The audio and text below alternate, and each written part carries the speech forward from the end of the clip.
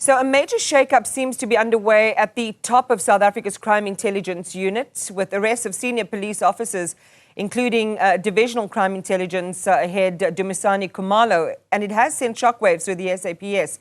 At the centre of the scandal, allegations of corrupt appointments, cover-ups, and a deeply compromised intelligence structure. Parliament's Portfolio Committee on Police is calling for urgent action. We talk now to committee chairperson Ian Cameron. Good morning, Ian, and thanks for being with us. Given the scale and the seniority of these arrests, what does it say about the vetting and internal accountability mechanisms inside the SAPS, particularly in the Crime Intelligence Division? Have they failed entirely? Good morning. Yes, I think to a very large extent, yes, they have. Unfortunately, this is it's a significant indictment on the management of the South African Police Service. I mean, I could see the shock on the National Commissioner's face yesterday when he was questioned about it. I think it was actually by Newzroom, if I'm not mistaken. And it really is a significant indictment. The problematic part of this, was a very problematic part of this, is that they were warned. Many a time there were many questions about security clearance. The issues regarding the crime intelligence space have been ongoing for the past 10 to 15 years. It's not new. We remember the Richard Mdluli scandals. In fact, some of Richard Mdluli's family still works in the crime intelligence space, despite us questioning this. So yes, it is a crisis, to say the least. So you welcomed the arrest, but Ian, how confident are you, given, as you've just said, it's more than a decade in the making, that this is credibly the beginning of structural reform, not just political theatre ahead of deeper rot being buried once again? So what makes this very unique is that it is the first time that we've seen such a large amount of very high-ranking officials being arrested. It is the first time that I know of that, specifically in the Investigative Directorate Against Corruption, which is quite a newly established body, has moved in this way. And it's important to mention that some of the complaints questions were raised by Diane Kohler-Barnard in Parliament, specifically in the Intelligence Committee, which I'm not familiar with everything discussed there. There were charges laid by another MP, Fadil Adams. There were charges and investigations done by Paula Sullivan as well, and IDAC then took it further. I really hope it won't just fall apart, but I must be honest, I don't think so. They wouldn't have taken the risk to make these kinds of arrests and such a high-profile matter without having a solid case. So you've called, as the committee, for urgent Section 34 inquiries.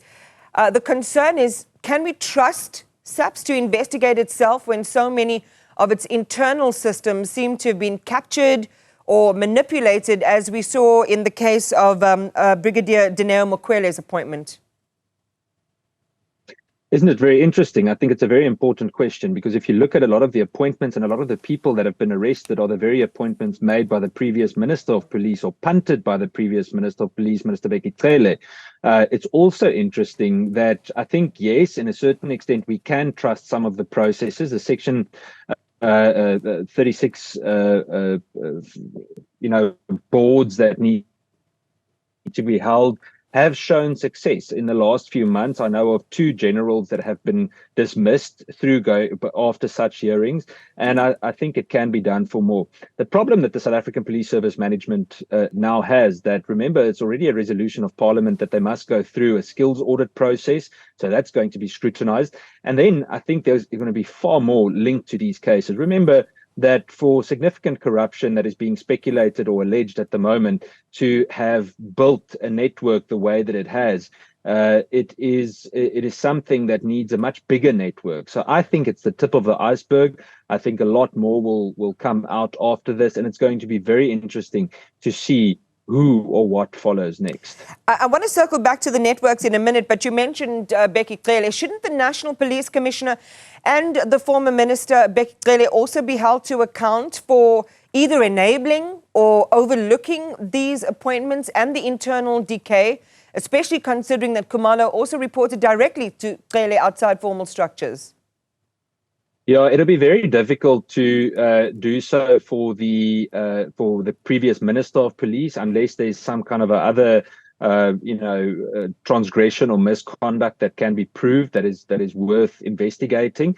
But certainly, yes, I think the National Commissioner is going to have to answer. And I would not be surprised if there's a lot of scrutiny regarding his approval or decision on certain matters. I do believe that over the next few months, a lot of that will come forward, because even through our committee, there will be a lot of discussions. We don't have access to everything regarding intelligence services. We are not mandated to do all the oversight on that, but there are parts that overlap into our committee's mandate, and we will obviously do that accordingly. What I do know is that there's going to be a lot of work to be done, where I believe the Public Service Commission would need to get involved. So far, they have been, in my opinion, unfortunately, very much lacking with regards to requests that we sent to them regarding other appointments in the Hawks as well. But I think we finally have an opportunity to push back on that. And this specific scandal is going to help us motivate further investigation. So, I mean, the alleged appointment of underqualified or unvetted individuals to these sensitive roles in intelligence, Ian, ostensibly creates major national security risks. I'd like your thoughts on what those risks are, and how Parliament can ensure that, this network of appointments is dismantled once and for all. Sure. So, to put it very honestly, we don't have proper criminal or crime intelligence at the moment. I would go as far as saying I'm hesitant to think that we have any form of proper state security at the moment, and I can probably expect a lot of scrutiny for saying that, but it's not functioning the way that it should. The majority of our specialized units fight blind. If we look at anti-gang units on ground level, you'd know that a lot of them fight blind. They do not have any form of intelligence unless they build that specific service themselves. So I'm expecting that it would need a complete rework, a complete rebuild of any form of intelligence service. And if we don't do that, we can't expect to be proactive in combating organized crime or any other crime for that matter. I personally think, and I've called for this many times before, there needs to be a total reconsideration of anyone from the rank of brigadier and upwards in the South African Police Service. And once we've cleared those ranks, then we can start fixing what happens on ground level. And this doesn't just include a skills audit, it includes lifestyle audits, it includes polygraph tests. There's an entire process that we need to go through. I mean, there are very dodgy people in very senior positions. We've called them out before. We've mentioned it before. Unfortunately, many of them haven't been removed yet. And that's even in offices like of the DPCI, the Hawks. So it's not something new. And I hope this will be lighting a much bigger fire than what we're currently seeing. Ian, Cameron, I mean, it's chilling what you've just shared with us. And as you say, some of it is not brand new. It's been in the public purview for a while now, and it's part of what has created this corrosive impact of a deficit in public trust in the SAPS. Some would say it is at a breaking point. When you say we don't have proper crime intelligence, we have no proper form of state security, that even important units like anti-gang units are fighting blind, and there's a poison, within, deep inside the executive of all of these institutions that are responsible for keeping the country safe. I mean, I don't know what one does with that as an ordinary citizen. Oh, ordinary citizens need to keep speaking out. There are significant whistleblowers. There are a lot of people that are involved with community policing forums, neighborhood watches, etc. And they need to use those platforms, and they need to use local media to do the same. They need to expose it. And I understand the risks that go along with it. I definitely am one to understand. And I've received a lot of pushback from some of the unions because I said that certain specific individuals are thugs, and I stand by what I said. I've received the same for questioning appointments of people, specifically a specific general that was involved in kidnapping, that was involved with attempted murder, housebreaking, defeating the ends of justice. And then suddenly an ethics complaint is lodged against me at Parliament. So I'm more than aware of those challenges. The point is just we need to keep speaking out. If it were not for people speaking out, that's why I mentioned people like Paula Sullivan. I mentioned MP Fadil Adams. I mentioned Diane Kohler Barnard. There are so many different people that are playing a role in highlighting some of these issues, and from all across the board with significant political differences as well. But I do believe there are a lot of people that are really trying hard to clean up. And I can tell you now, South African Police Service is not a healthy organization. I hope, again, that hopefully this will give us an opportunity to see more cleaning house actually happen. I just want to go back to the whistleblowers that you mentioned. You know, we've seen how deadly it is to, to kind of stick your head above the parapet. We've seen it happen with people like Babita Deokaran. But in this particular case, when you mentioned Paul Sullivan and MP Fadil Adams, multiple dockets have reportedly gone missing, even to these high-profile whistleblowers. But we're not seeing the concomitant punishment or people being held accountable for obstruction of justice. What are your thoughts on that? Absolutely. And those specific ones, if there are specific members that are involved with that, need to be exposed. I can personally share a personal story where even a threat and risk assessment that was done on me last year by the South African Police Service was leaked. I received a copy of it on social media, and a lot of what was written in it wasn't even true. I had such a laugh, and I guess it's on a lighter note, but I suddenly learned that I had all this VIP and blue light protection, and unless they're significantly undercover, I haven't met them yet. So, you know, there's so much disinformation going around.